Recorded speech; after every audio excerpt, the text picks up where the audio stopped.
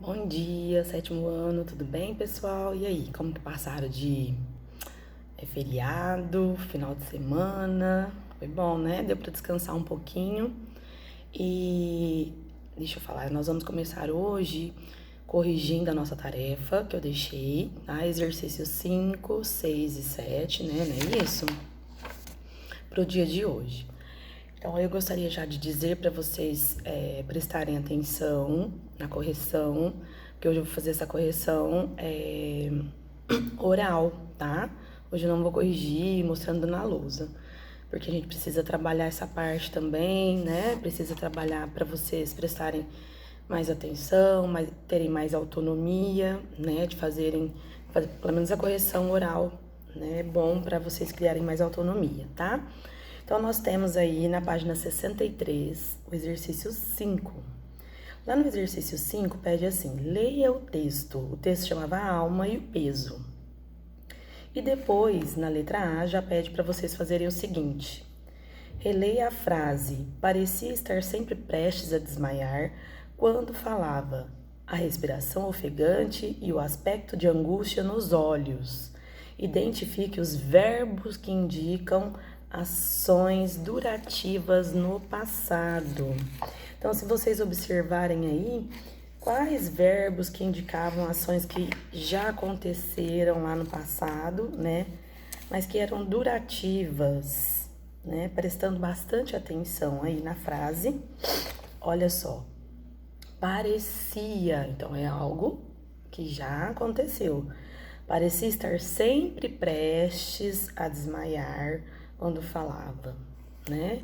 Então alguma coisa acontecia aí. Então parecia, né?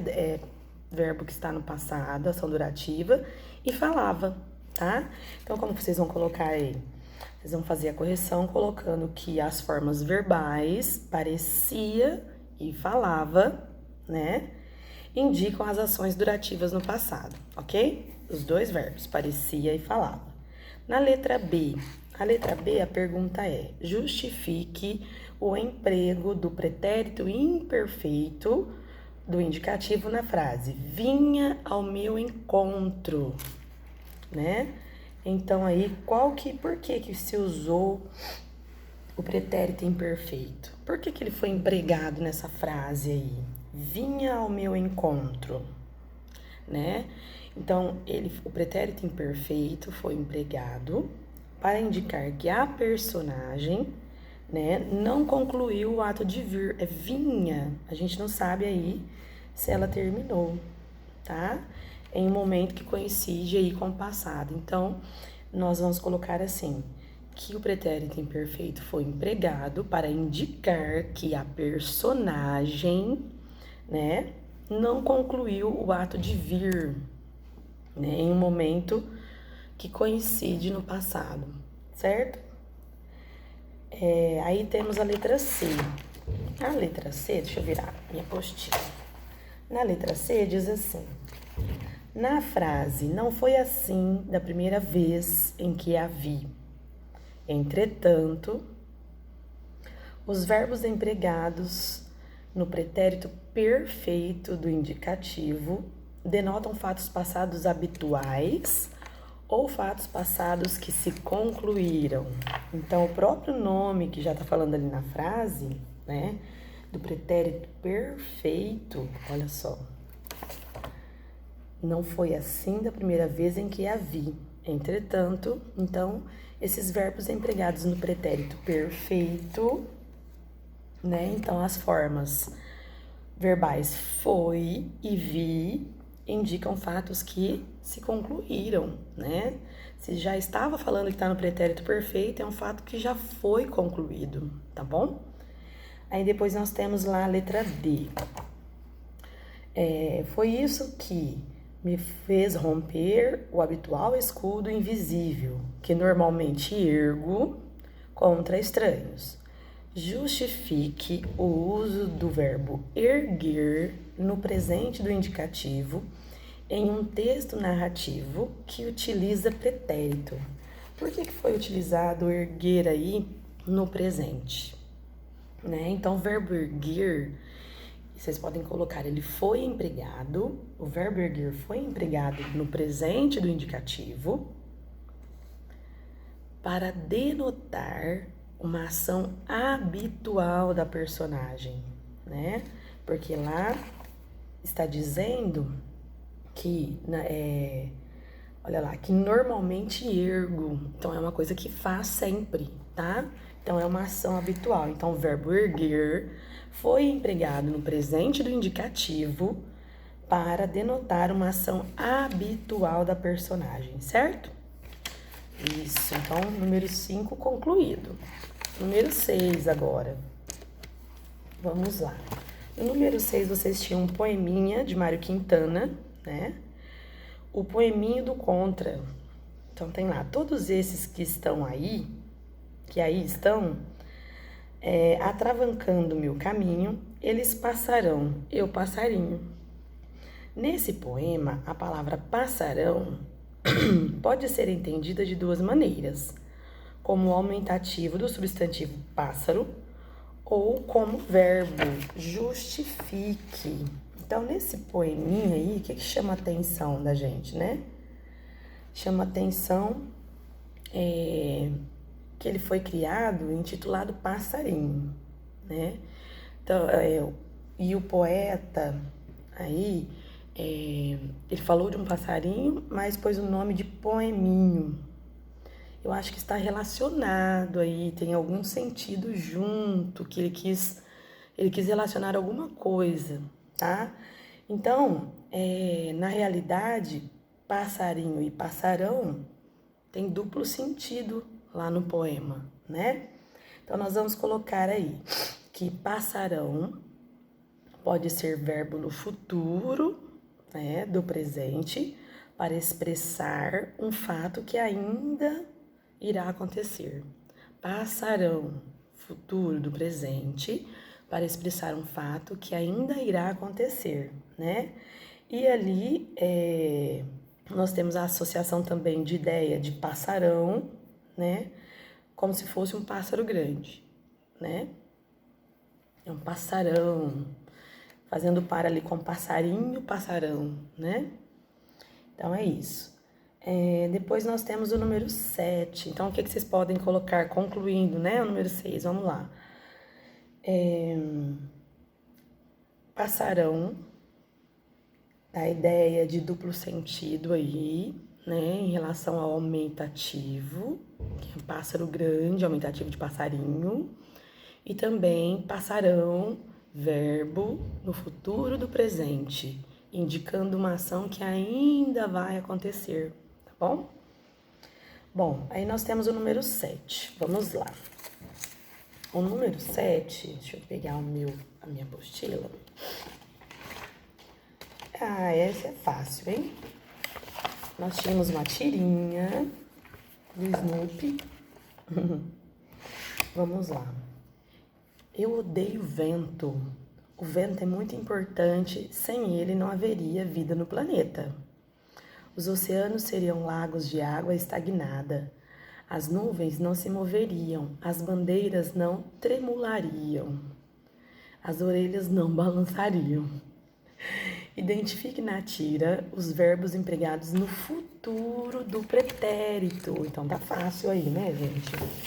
Então os verbos são haveria, seriam, moveriam, tremulariam e balançariam, né? Então, tudo que está falando ali, né, que não aconteceria se não existisse o vento. Então, de novo, haveria, seriam, moveriam, que mais? Perdi aqui. Tremulariam e balançariam, ok? Na letra A. Letra B. Perguntinha da letra B. Justifique o emprego desse tempo verbal. Por que foi usado esse tempo verbal? Que tempo verbal? Futuro do pretérito, né? Por que foi usado o futuro do pretérito aí, pessoal? Então, o futuro do pretérito, ele foi empregado porque as personagens aí, no caso, se a gente for prestar atenção nas ações que eles falaram, eles não têm certeza das ações, de que as ações denotadas aí pelos verbos se realizarão no momento, né, posterior à fala.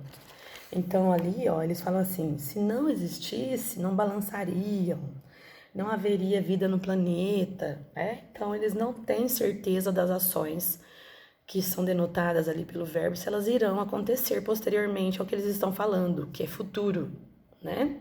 Certo? Bom, aí depois na letra C. Imagine que as personagens dessa tira tivessem certeza de que as ações representadas pelos verbos se realizariam em um momento posterior ao da fala. Escreva essas formas verbais. Então, se elas tivessem certeza dessas ações, como que o verbo ficaria? Então, em vez de haveria, né? Como que vai ficar? Vai ficar haverá, tá?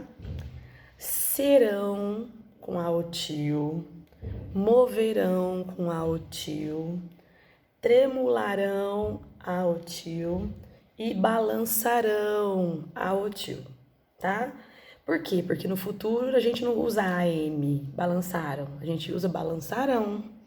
É algo que vai acontecer. Então é com a o tio, tá? Ou a com tio, do jeito que vocês quiserem falar, tá? Bom, nós vamos continuar fazendo os exercícios juntos, certo? Então, nós temos mais um exercício aí com tirinha. Bom, que a tirinha, ela faz vocês pensarem, além de trabalhar o verbo, trabalha a interpretação, né? Então, na número 8, nós temos assim, ó. Caso tenha uma aranha na sua perna, é melhor não se mexer. Que tipo de frase é essa? Uma frase hipotética, uma frase qualquer aí. Tem uma aranha na minha perna ou não? Quer mesmo saber? Muito. Os glúteos ainda podem ser considerados pernas? Ah, né? Então aí, em que modo o verbo ter foi empregado na primeira fala da tira, justifique. Então, nós temos assim, ó. Caso tenha uma aranha na sua perna, é melhor não se mexer. Em que modo o verbo ter? Caso tenha. Que modo aí será que está? Vou deixar vocês pensarem um pouquinho. Deu certeza? Caso tenha? Ou é incerto o jeito que ele falou? O que faz a gente pensar? Está no indicativo ou no subjuntivo que nós aprendemos, né? Então, prestando atenção aí, o verbo ter, colocando a resposta na apostila. O verbo ter foi empregado no subjuntivo, né? Presente do subjuntivo. Porque o fato de haver uma aranha na perna é hipotético, né? Então aí, no caso, poderia haver ou não, tá? Então nós vamos colocar aí que o verbo ter foi empregado no presente do subjuntivo, tá? Bom, aí tem a letrinha B. Na letra B, a pergunta é: em um período composto, os tempos verbais precisam combinar entre si. Então, nós sabemos que num período composto nós temos mais de uma oração. Se o período é composto, eu tenho mais de um verbo, tá? Então, vamos lá. Se chover muito, as ruas alagarão. Se chovesse muito, as ruas alagariam. Então, prestando atenção que no primeiro nós temos o se chover, o uso do se, né? E aí nós temos, se chover muito, as ruas alagarão. Então, é uma possibilidade de chover e elas alagarem. Depois nós temos ali no imperfeito, se chovesse muito, né, as ruas alagariam. Reescreva a primeira fala da tira usando o imperfeito do subjuntivo mais futuro do pretérito do indicativo. E aí? Como que vai ficar essa frase? Né? Então, aqui deu um exemplo para nós, tá? Então, imperfeito do subjuntivo mais futuro do pretérito, como se fosse essa segunda frase aqui.